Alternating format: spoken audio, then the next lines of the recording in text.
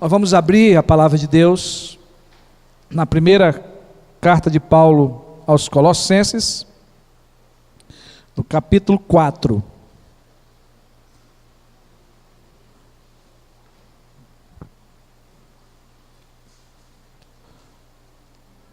Nós temos pregado expositivamente essa carta e temos um tema que é a Igreja de Jesus vive o Evangelho enquanto espera a sua vinda, não é? Nós delimitamos com a pergunta: como é que a Igreja de Jesus vive o Evangelho enquanto espera a sua vinda? Primeiro, reconhecendo e aceitando a liderança dos seus pastores. Ministramos sobre isso na introdução dessa carta, não é? Aqueles irmãos que estavam prontos a aprender, a crescer, ouvindo os seus líderes, obedecendo os seus líderes, enquanto eles estavam também de acordo com a palavra de Deus. Segundo, vivenciando uma vida cristã exemplar. Tivemos vendo isso no capítulo 1, de 2 a 10. Terceiro, lembrando sua história de plantação. Quando Paulo escreve a carta, Paulo vai fazer lembrar de alguns ensinamentos do que aconteceu nessa história, para que esses irmãos sejam revigorados na vida cristã, na sua fé. Depois, procedendo com fidelidade em meio às perseguições. Essa igreja, ela começa a sua história sendo perseguida, não é? E esses irmãos, eles procedem com fidelidade em meio a essas perseguições. Paulo instrui esses irmãos a permanecerem fiéis. E crescendo em maturidade, capítulo 3, dos versículos 1 até o 13, nós estivemos falando sobre isso. E em último, crescendo, agradando a Deus, que faz parte também da maturidade, e isso aqui é o que nós vamos ver hoje, de como que essa igreja ela vai crescer agradando a Deus. Já estou até adiantando aqui, mas vamos primeiramente ler o texto, tá? Capítulo 4, de 1 a 12. Mesmo assentado, acompanhe a leitura. Finalmente, irmãos, nós vos rogamos e exortamos no Senhor Jesus, que, como de nós recebeste, quanto à maneira porque deveis viver e agradar a Deus, e efetivamente estáis fazendo, continueis progredindo cada vez mais. Porque estáis inteirado de quantas instruções vos demos da parte do Senhor Jesus. Pois esta é a vontade de Deus, a vossa santificação, que vos abstenhais da prostituição, que cada um de vós saiba possuir o próprio corpo em santificação e honra, não com desejo de lascívia, como os gentios que não conhecem a Deus, e que nesta matéria ninguém ofenda nem defraude a seu irmão, porque o Senhor contra todas essas coisas, como antes vos avisamos e testificamos claramente, é o vingador. Porquanto Deus não nos chamou para a impureza, e sim para a santificação.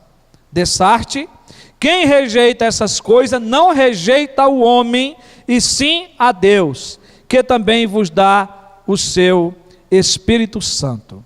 No tocante ao amor fraternal, não há necessidade de que eu vos escreva, porquanto vós mesmos estáis por Deus instruído que deveis amar-vos uns aos outros.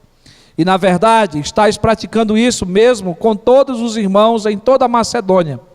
Contudo, vos exortamos, irmãos, a progredirdes cada vez mais, e a diligenciardes por viver tranquilamente, cuidar do que é vosso e trabalhar com as próprias mãos, como vos ordenamos, de modo que vos porteis com dignidade para com os de fora, e de nada venhais a precisar. Bom, nós separamos aí essa primeira perícope, entendendo que esse assunto de como a igreja agradar a Deus se desenvolve nesses versículos de 1 a 12. Então, como é que a igreja de Jesus vive o evangelho enquanto espera a sua vinda? Agradando a Deus. Agradando a Deus. E é isso que Paulo, ele passa a ensinar a partir do capítulo 4 desta carta. O apóstolo Paulo, ele já havia orado pela santificação pessoal da igreja. Foi o assunto da última mensagem que nós pregamos no capítulo 3, o assunto final do capítulo 3.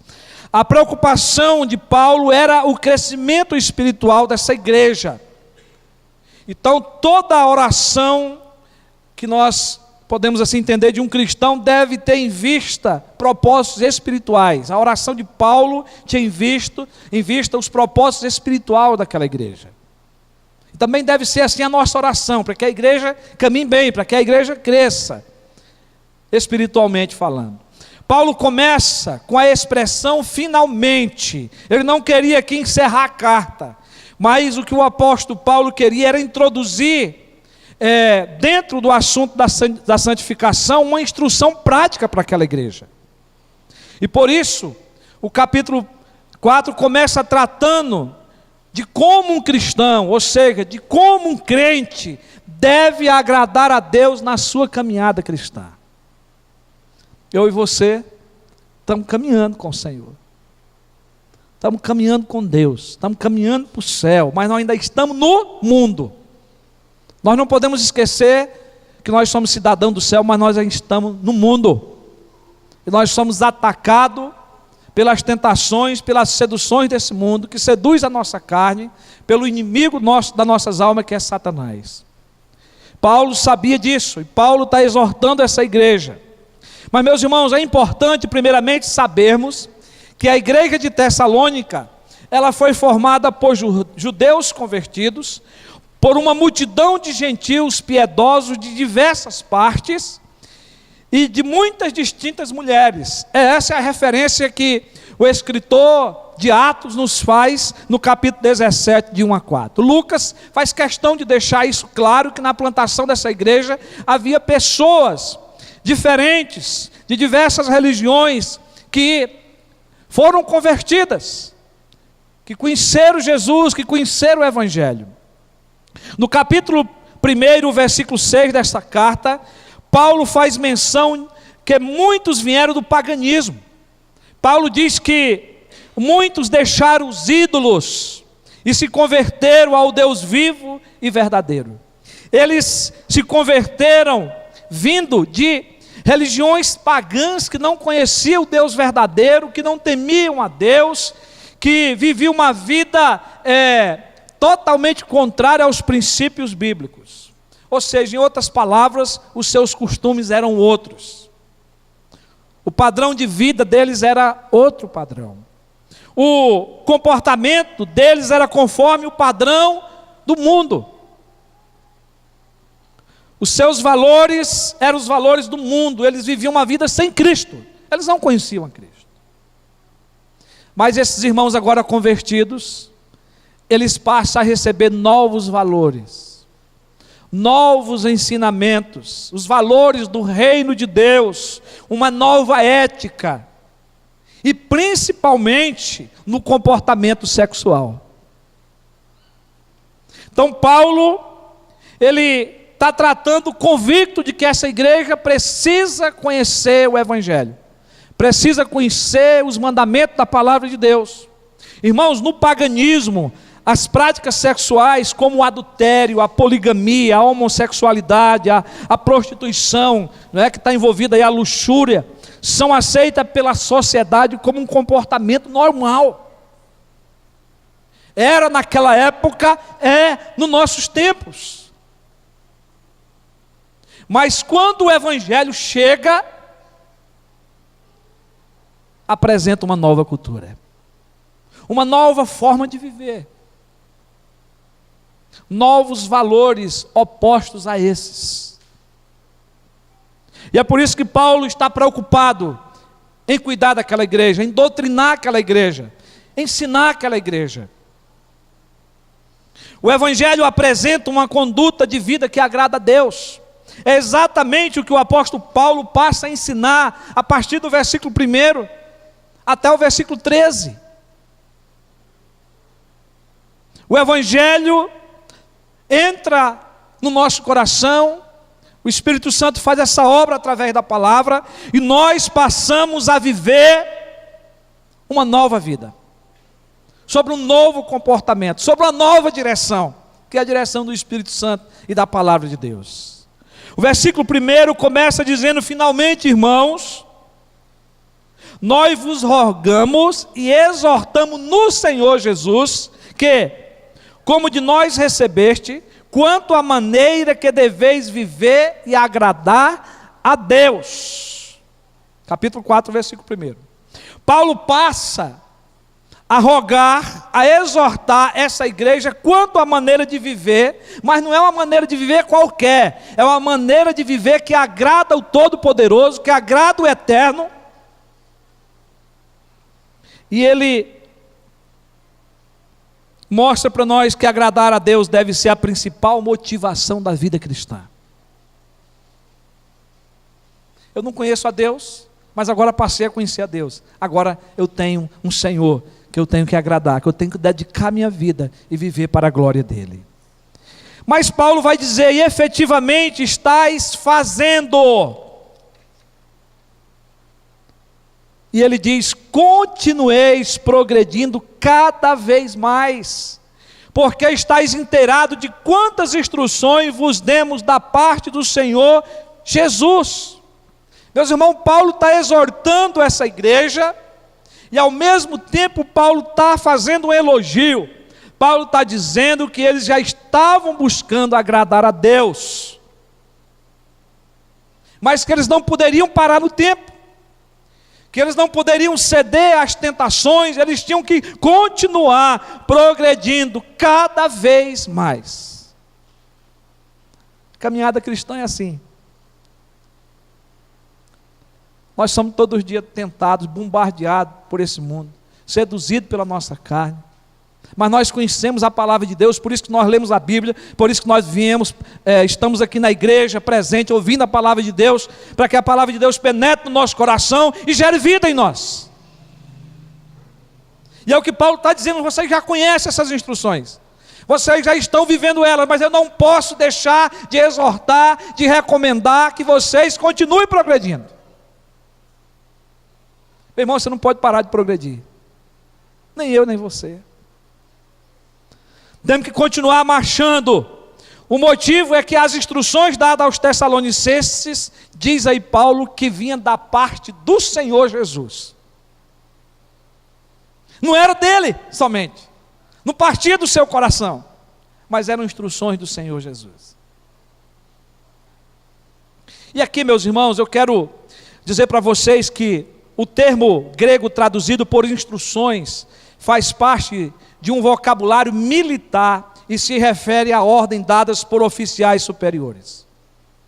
Somos, todos nós, soldados do exército de Deus e devemos obedecer às suas ordens. Paulo, de outra feita, ensinando o jovem Timóteo. Paulo foi o discipulador de Timóteo. Timóteo foi o seu filho na fé. E ele escrevendo para Timóteo, lá na segunda carta, no capítulo 2, o versículo 4, de 2 Timóteo, Paulo vai dizer assim: nenhum soldado em serviço se envolve em negócio dessa vida, porque o seu objetivo é satisfazer aquele que o arregimentou. Paulo está tratando da questão da vocação pastoral, e Paulo está dizendo isso para Timóteo, mas ele está usando aqui esse mesmo argumento que ele usa em Tessalonicense, não é? Com essa palavra que ele está dando instruções, para que nós não venhamos a se envolver com o pecado, com as seduções desse mundo.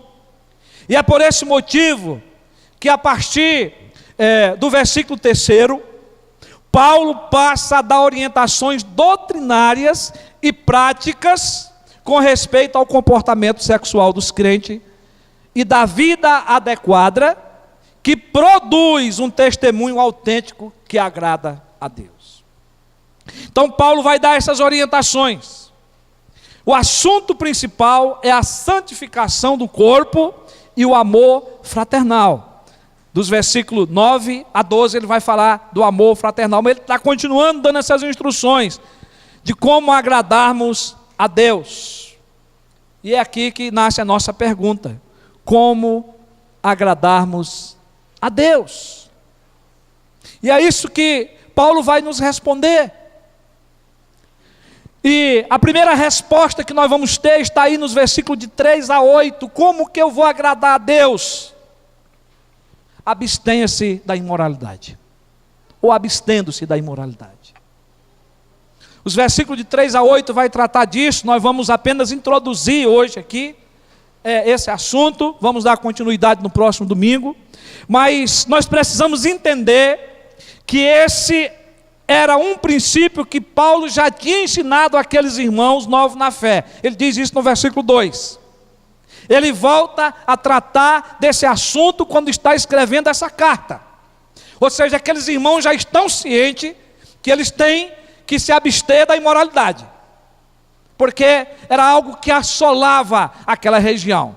Para frente, nós vamos expor um pouco sobre o contexto histórico dessa realidade aqui, que acontecia em Tessalonicenses, em Coríntios, entre os romanos. Depois vamos falar um pouco sobre isso, tá? Mas a verdade é que Paulo quer que aquela igreja possa progredir, possa continuar fugindo, se abstendo da imoralidade. E Paulo diz: pois esta é a vontade de Deus, a vossa santificação, que vos abstenhais da prostituição. Versículo 3. Irmãos, o nosso catecismo maior de Westminster, que é um dos símbolos de fé da nossa igreja, na pergunta 75, fala que a santificação é uma obra da graça de Deus, pela qual os que Deus escolheu antes da fundação do mundo para serem santos, são nesta vida, pela poderosa operação do seu Espírito e pela aplicação da morte e ressurreição de Cristo, plenamente renovados, segundo a imagem de Deus, tendo as sementes do arrependimento, que conduz à vida, e de todas as outras graças salvíficas implantadas e fortalecidas. Assim eles morrem cada vez mais para o pecado e ressuscitam para a vida eterna. Tá? Então, quando o nosso catecismo fala sobre santificação, nos traz esse ensinamento. A palavra grega para santificação aqui é agiasmos, e significa ser separado para Deus. A palavra santificação a gente pode resumir nesse ensinamento, que é ser separado para Deus, que já vem da palavra santo, que significa separado para Deus. Mas aqui no sentido da santificação, não é separado do pecado para Deus. Separado do pecado para Deus. E aí a palavra abster-se, ela vem aí como um mandamento de Deus, que traz para nós, para mim e para você, uma proibição absoluta. E aqui, meus irmãos, nós sabemos o peso que isso nos traz. Porque se tem uma área que nós somos tentados, é nessa área sexual. Todos os dias, todas as horas. Quando liga a TV, quando passeamos pela internet, quando abrimos o Facebook,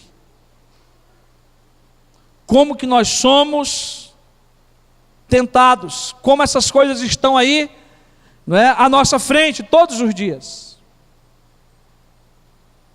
Paulo ordena que a vontade de Deus seja a nossa santificação e que nos abstenhamos da prostituição. Paulo diz: pois esta é a vontade de Deus, que vos abstenhais da prostituição. Paulo relembra aqueles irmãos que a imoralidade não agrada a Deus. E aí, meus irmãos, eu quero que vocês abram a Bíblia de vocês Porque esse ensino de Paulo não é só aqui,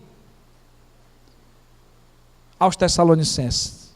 Abra 1 Coríntios capítulo 6, você que está com sua Bíblia. 1 Coríntios 6, 18 a 20. Paulo vai exortar a igreja de Corinto, mas Paulo está exortando também a mim e a você hoje. Capítulo 6 de 1 Coríntios, 18 a 20. Ele diz: fugir da impureza. É para fugir. Qualquer outro pecado que uma pessoa cometer é fora do corpo, mas aquele que pratica a imoralidade peca contra o próprio corpo. Acaso não sabeis que o vosso corpo é santuário do Espírito Santo que está em vós, o qual tendes da parte de Deus e que não sois de vós mesmos? Porque foste comprado por preço. Agora, pois, glorificai a Deus no vosso corpo. O resumo, irmãos e irmãs, desse ensinamento do apóstolo, podemos dizer que é a melhor maneira de lidar com o pecado sexual é fugindo dele. É fugindo dele. Paulo diz: fugir da impureza. Paulo deixa claro que quem pratica a imoralidade peca contra o próprio corpo. Você peca contra o seu próprio corpo. Então, quando Paulo diz para se abster, é como se Paulo estivesse dizendo: fuja. Fuja da imoralidade. Fuja da prostituição. É isso que Paulo traz aqui. E aí, meus irmãos, aqui nós podemos de imediato tirar uma aplicação para a nossa vida. Porque, irmãos, a santificação, ela começa na nossa vida no ato da nossa conversão. E ela vai se desenvolver durante toda a nossa vida. A palavra de Deus diz que é o Espírito Santo que nos santifica, que é a palavra que nos santifica, mas você é responsável pela sua santificação. Como? Fugindo do pecado, se abstendo da prostituição, de tudo aquilo que é imoral. É um processo contínuo e crescente a nossa santificação. Nós estamos caminhando para o céu, nós estamos caminhando para estar com Cristo. Então, cada dia mais perto de Deus, cada dia mais longe do pecado. E isso exige de mim, de você, esforço. Exige de mim, de você, renúncia. E zelo pelo nosso próprio corpo, pelo respeito para com o próximo. Através da santificação, meus irmãos, nós expressamos a nossa fidelidade e a nossa consagração ao Senhor. Então é meu dever, é seu dever, buscar a santificação, sem a qual ninguém verá o Senhor. Que Deus nos abençoe. A partir do versículo 4, Paulo, ele fala de alguns deveres que nos ajudam a abster-se da impureza. A partir do versículo 4, ele vai falar de alguns deveres. E nós vamos continuar no próximo domingo falando desses deveres, dessas responsabilidades que nós devemos ter, né, para nos abster da impureza, consagrando a nossa vida a Deus. Então que Deus nos abençoe. Vamos orar? Curva a sua cabeça, querido e querida.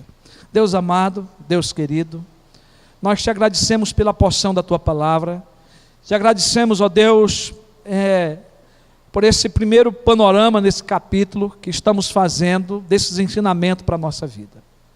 Pai, diante de um assunto sério, que é sério para a minha vida, é sério para cada um que está aqui, porque são recomendações da tua palavra e a tua vontade é que venhamos a nos abster, a fugir de tudo aquilo que é imoral, da prostituição. Pai, que o Senhor trate do meu coração, trate da minha vida, trate da tua igreja nesses dias, que seja algo maravilhoso, libertador para cada um de nós. Assim nós oramos, Senhor, e assim nos abençoa na ministração da ceia, para que a ceia venha também nos fortificar espiritualmente, para sermos vencedores, em nome de Jesus. Amém.